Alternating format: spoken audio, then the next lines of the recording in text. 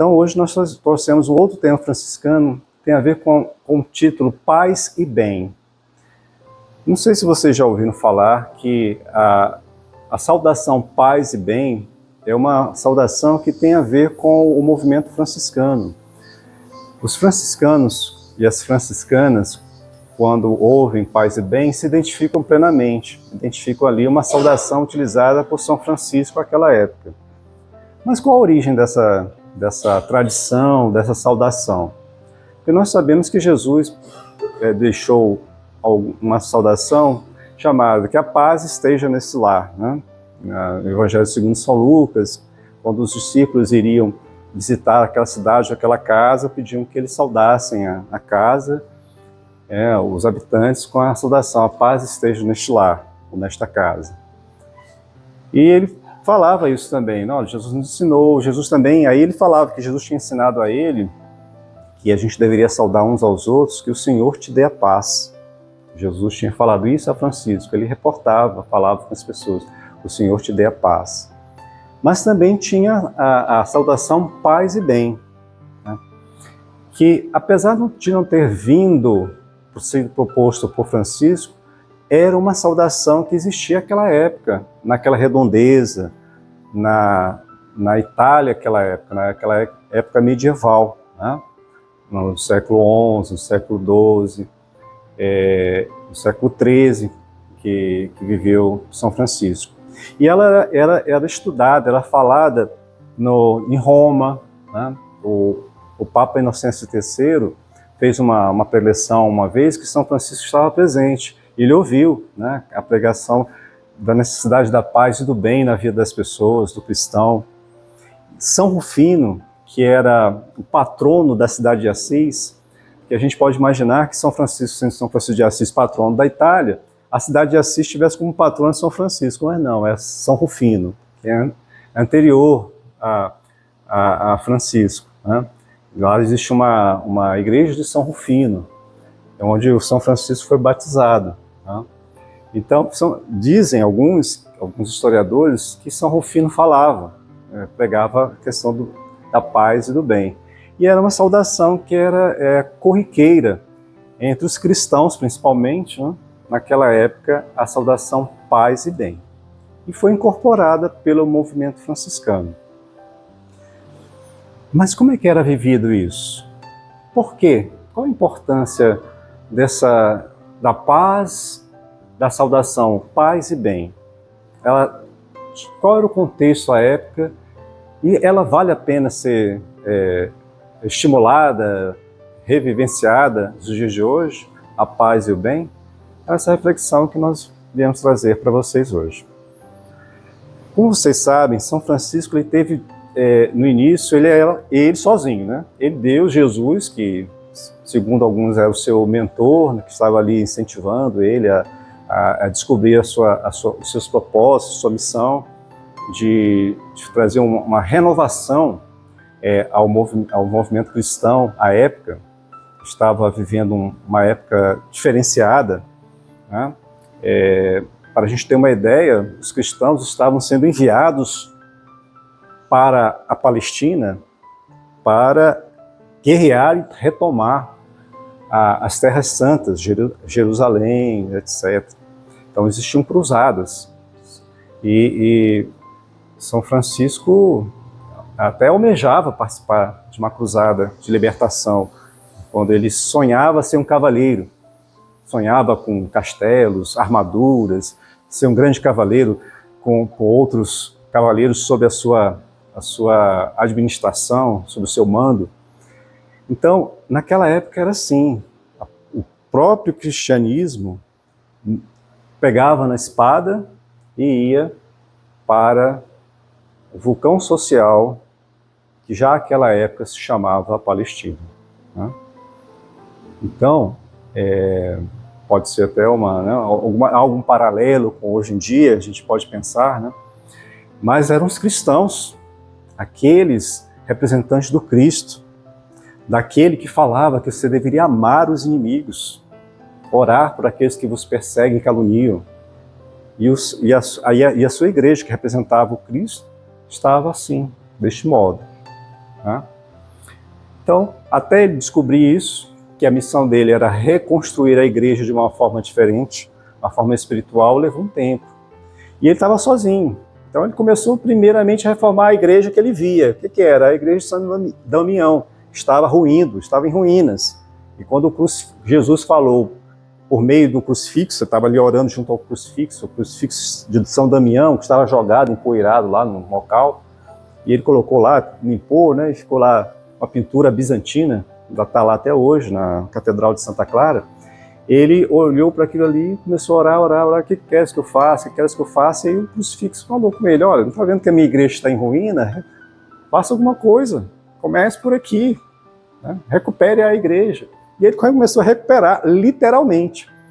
Reconstruiu a igreja de São Damião, mais uma outra igrejinha também em ruínas, dedicada a São Pedro, e por último, a que nós conhecemos como Porciúncula, uma capelinha pequenininha, menor do que essa sala onde nós estamos, bem menor, dedicada a Santa Maria dos Anjos, Santa Maria dell'Angeli. E assim começou. E aos poucos ele foi descobrindo que essa reformulação da igreja era um sentido também espiritual. Aos poucos ele foi entendendo essa convocação do Cristo, né? E assim ele começou também a chamar a atenção das pessoas na cidade de Assis. Então diversas pessoas viam que aquele rapaz aqui não é aquele rapaz que vivia aí nas farras aí, filho do seu senhor Pedro, né? O burguês, o comerciante. É ele, é o jovem, o príncipe da juventude, né? Um dos mais badalados lá, pagava todos os banquetes lá e vivia em canções, em floreios, em festas, em baladas. É ele mesmo, ele está diferente, está uns modos diferentes, uns barbeia, e fica falando de Jesus, fazendo isso, fazendo aquilo, pedindo coisas. O que houve? Mas ele está diferenciado mesmo, alguma coisa aconteceu. E assim algumas pessoas começaram a ouvir as suas pregações, né, a sua motivação, falando que a gente deveria cuidar das pessoas, olha aí a pobreza como está, né, os nossos irmãos leprosos estão aí fora e precisam de assistência, etc. E aí ele começou a comover as pessoas, e outras pessoas que queriam também segui-lo, o seu estilo de vida, né? Desapegado, ele se desapegou, era um filho de uma família rica, né? Se desapegou daquilo lá e foi viver com as suas próprias custas, até mendicava, até pedia na rua alimentos, roupas, para si e para aqueles que lhe assistiam. E assim ele começou a crescer o número de adeptos que o seguiam, que eles conversavam, que faziam aquela ação social nos arredores de Assis. E assim foi. Um deles. E assim a ordem foi crescendo, chegou o irmão Silvério, o irmão Bernardo, o irmão Elias, depois também Pedro, se não me engano, que também se tornaria, vamos dizer assim, o líder da ordem, né, depois de São Francisco. Quando ele nos deixou o irmão Elias, né? Bom, então, um deles era Frei Maceu. Dizem, segundo os escritos, reza a lenda, né, porque são escritos que vieram 100 anos depois dele, da desencarnação dele, praticamente, como a gente falava assim, se alguém chegasse e fosse contar a nossa história de vida 100 anos depois, como seria? Vou falar, alguém escreveu uma biografia sobre uma pessoa 100 anos depois. Imagina, como é difícil. Às vezes a gente contar a história de alguém que aconteceu ontem já é difícil, né? Imagine 100 anos depois. Mas vou contar a história. Frei Maceu era conhecido pela sua beleza. É um homem belo, jovem, falante, né? E falava muito bem, pregava muito bem o evangelho. Mas ele tinha um pouquinho de vaidade. E São Francisco estava preocupado com aquilo. E ele estava sob a tutela, vamos dizer assim, sob a orientação de São Francisco, que geralmente os irmãos seguiam 2 a 2, né? Os pares iam pregar, iam fazer alguma missão, uma tarefinha, seja lá onde for, algum povoado, iam sempre de 2 pessoas, nas viagens, etc. E assim os dois estavam num caminho, numa viagem, quando chegaram a um entroncamento de estradas, né? Olha, aqui, se a gente seguir aqui, vai para Firenze, Florença, os nós brasileiros, ou para Siena, ou para Arezzo. Aí você chegava naquele entroncamento, aquela rotatória, né, de encontros e ali só se andava a pé, né, gente? Quem andava cavalo era o carro, né? Quem tinha um cavalo era rico. Nós, né, plebeios, andávamos a pé mesmo, né? Então, distância, quilômetros e quilômetros. Então, a pé era o meio de transporte mais utilizado. E assim, paramos ali e o irmão Francisco falou: irmão Mateus, em nome da santa obediência, eu peço que você comece a rodar em torno de si mesmo. Aí ele começou. Começa. E só pare quando eu mandar. Ele ficou rodando. As pessoas iam parando, né? Ia rindo dele. Que coisa engraçada. Esse rapaz fica rodando igual criança, rodava, ficava tonto, caía, levantava e continuava rodando. E ficou ali. Aí, o meu Mateus falou: o que o irmão Francisco quer? Né? O que aconteceu? E aí, de repente, o irmão Francisco fala: para! Aí ele parou. Aí, para onde que você está olhando? Aí ele ficou assim: para Siena. Para lá que nós vamos. Aí continuaram a jornada, né? Obviamente que Maceu, né, de Marignano, de onde ele era, ficou assim, meio sem saber, né? O que está acontecendo, né? E foi. Aí chegaram em Siena. O que estava acontecendo em Siena? Uma discussão acalorada entre lideranças da cidade. E quando a gente fala discussão acalorada, é acalorada mesmo. Tá? Naquela época, todo mundo que saía ali, saía armado. Né? O mais forte, as discussões eram resolvidas à espada. E no momento que ele chegou, 2 já tinham desencarnado, já tinham morrido. E aí São Francisco chegou: o que está acontecendo e tal, e foi daquele jeitinho dele, né, que amansava os lobos, que diminuía as intempéries, que acalmava as intempéries, né, que dava sono à dor. Quando ele falava, dizem que ele tinha um magnetismo, que a gente lembra muito do que acontecia com Jesus. Tá? Jesus também, quando falava, quando estava na multidão, tudo se acalmava. E com São Francisco até os animais se acalmavam. Né? Imagine um ser humano. Se ele conseguia falar com os animais, imagine seres mais parecidos com o ser humano. As feras de antigamente, né, humanas de antigamente, estavam ali acaloradas e aí ele conseguia, chegava, conversou, tal, sei que acalmou, chegaram a um acordo, a mediação tinha feito efeito, tinha surtido efeito.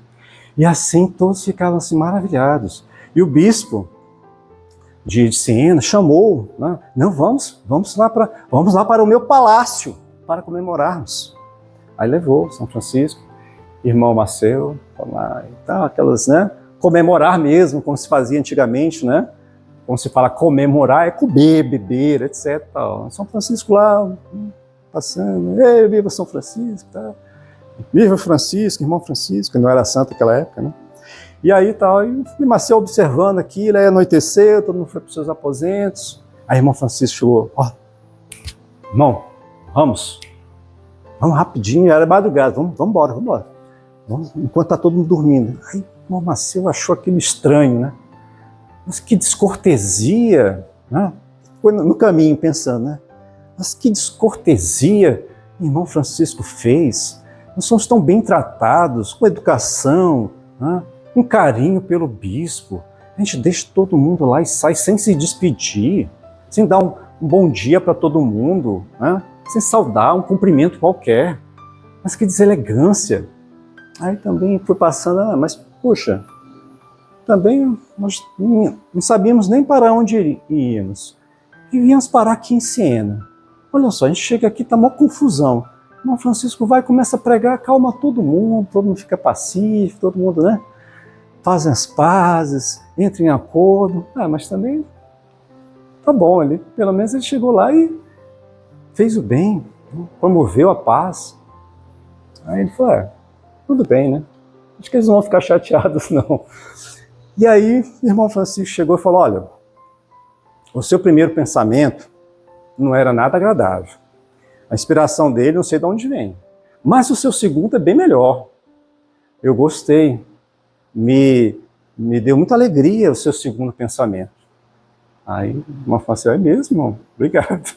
Aí continuou. Mas o irmão Francisco também tinha capacidade, obviamente, como Jesus, de ouvir as almas, ouvir os seres, ouvir a natureza. Né?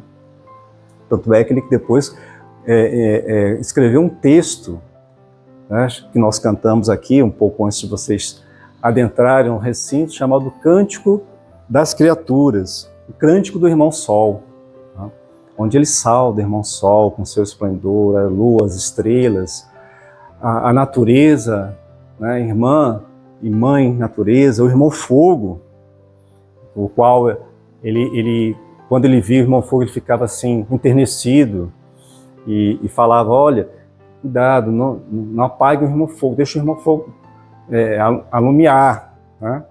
E muitas vezes as ervas também, as plantinhas, quando tinha alguém fazer uma horta lá na comunidade, ele falou, deixa um pouquinho o matinho, né? Deixa o matinho, que a gente precisa cultivar os matinhos também. Os matinhos também têm que ter vez.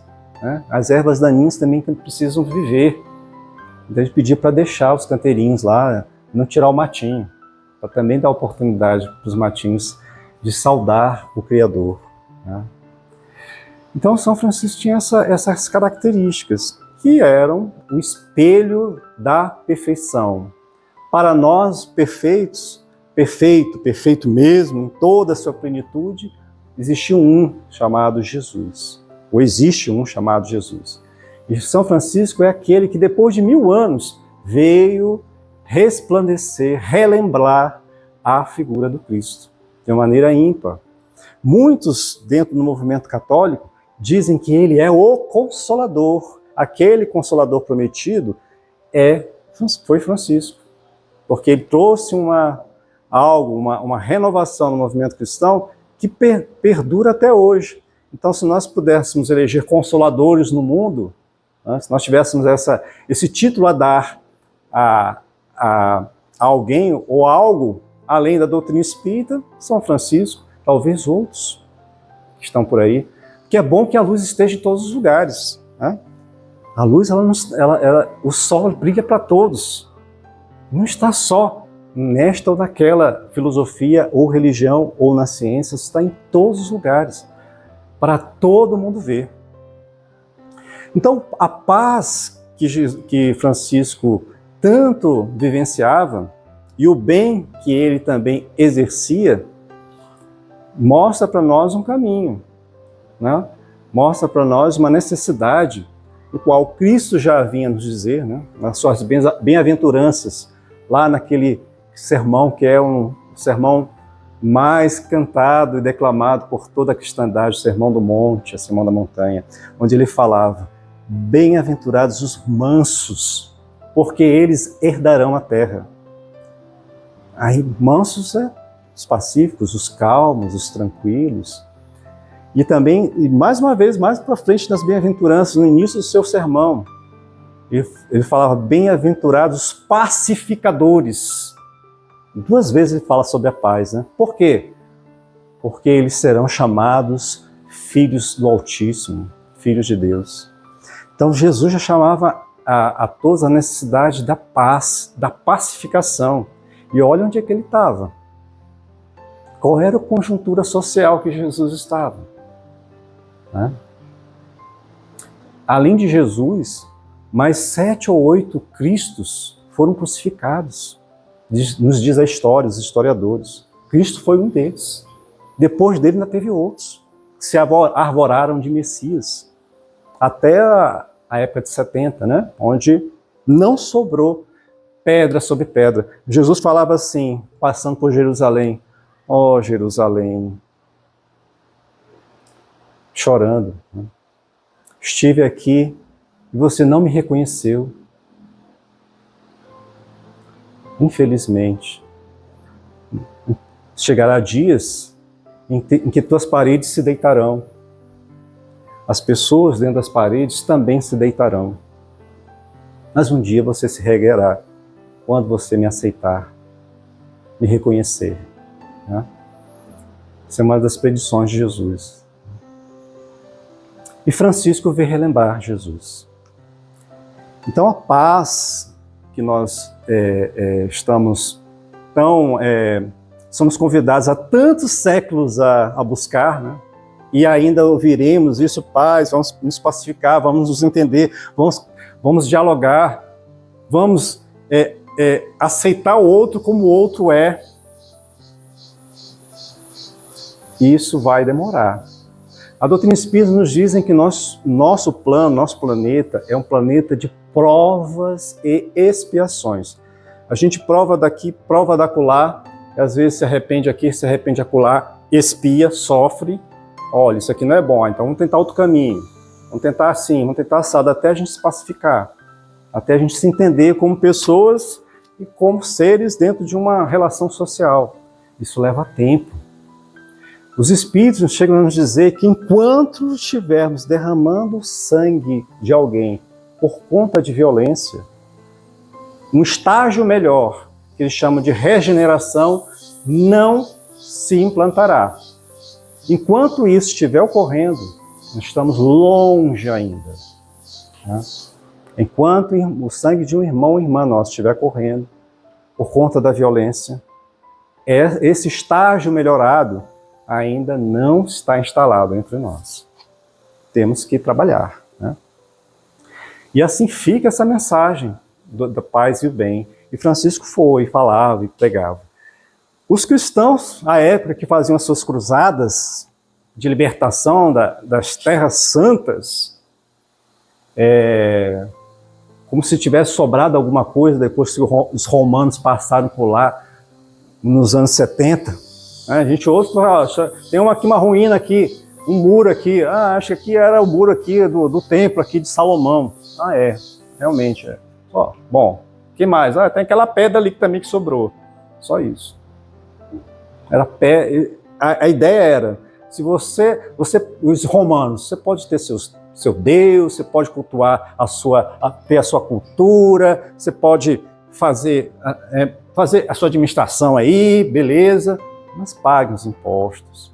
Nós vamos colocar melhorias, saneamento básico, água encanada e tudo mais, tal. Mas vão até levar o seu Deus lá, tem alguma imagem dele aqui, vão até levar lá para Roma, olha aqui o Deus lá da Palestina, ou lá do Egito, lá não sei aonde. A gente até leva para homenagear os nossos aliados, né?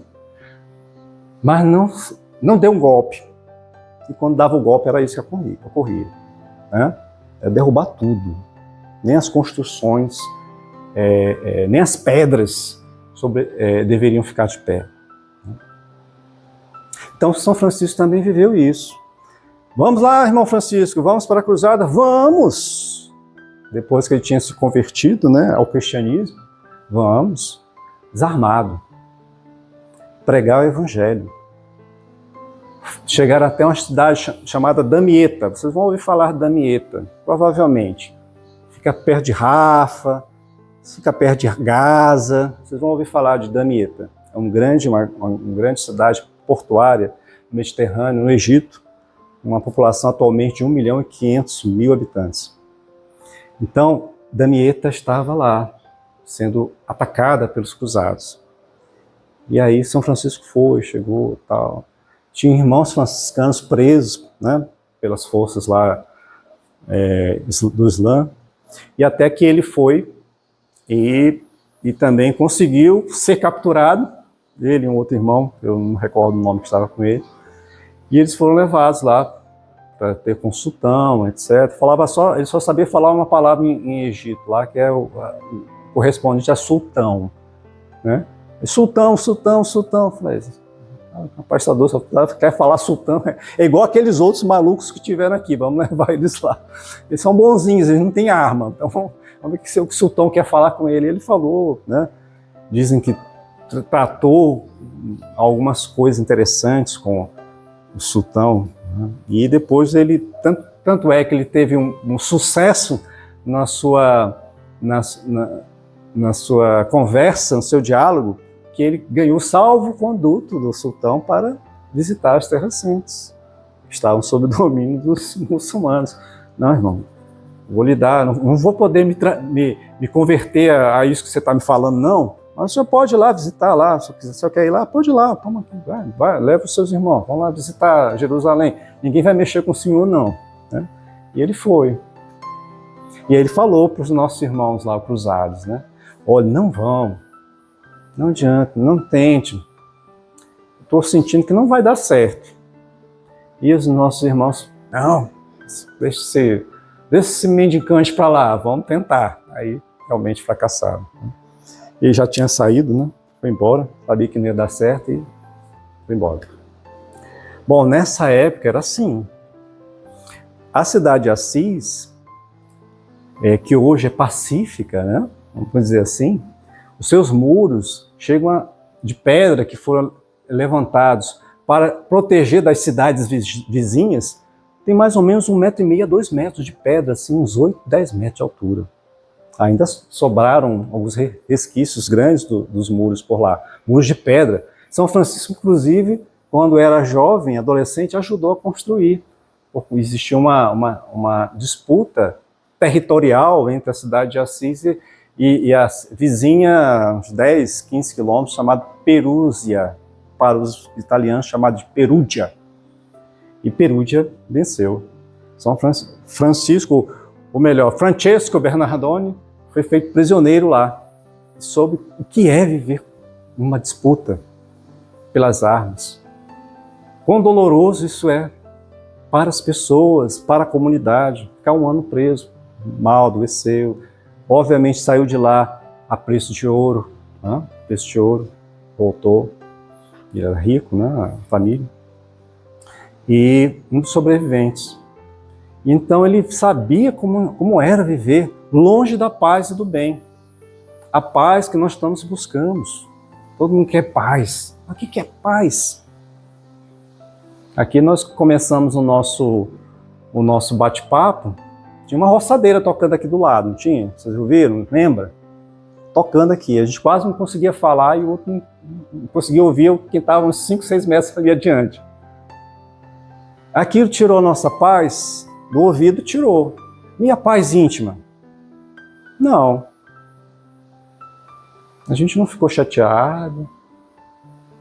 A gente só lamentou. Poxa, é uma pena, né? A gente está aqui nesse ambiente tão agradável nessa manhã refrescante e um barulho aqui do lado que vai atrapalhar a comunicação, a nossa audição, está ferindo os meus ouvidos. Mas isso não é capaz de tirar a minha paz. Por quê? Porque ela também não se dá só por conta dos nossos sentidos. Algo também trabalha dentro de nós que promove a paz. São os nossos sentimentos, as nossas emoções, as nossas determinações racionais. Elas fazem com que a gente crie resistência pacífica com relação às agressões, que muitas vezes para os outros não são agressões. É o modo de ser das coisas, o que para nós parece uma agressão, não parece? Parece agressão. Às vezes uma pessoa fala mais alto, a gente pensa, é comigo, né? Ou então deixa de falar conosco, o que eu fiz? Né? Não é assim. São manifestações da natureza insensível e da natureza sensível, que se manifestam. E a gente tem que saber acolher essas manifestações que nos chegam. Daí a prática da paz, você buscar a paz, o que os nossos irmãos epicuristas, né, estoicos, chamavam de ataraxia. Essa palavra extensa, esquisita, traduza paz, traduzida por paz, que é exatamente você estar tranquilo de corpo e alma. Às vezes o corpo não consegue ficar tranquilo, de boa, né? Principalmente, né? Nós somos corpo material, ele se aflige com as pressões externas, sonora, do clima, da luz, das exigências sociais, que nos chegam, da fome que nos aplaca. Então tudo isso faz parte. Mas existe um outro território no qual está a sede da nossa inteligência, da nossa emoção, chama-se espírito. E esse precisa ser cultivado também. Precisa ser estimulado, pacificado, cuidado esse campo para que ele possa acolher, saber acolher e saber fazer brilhar a sua potencialidade de lidar com as situações.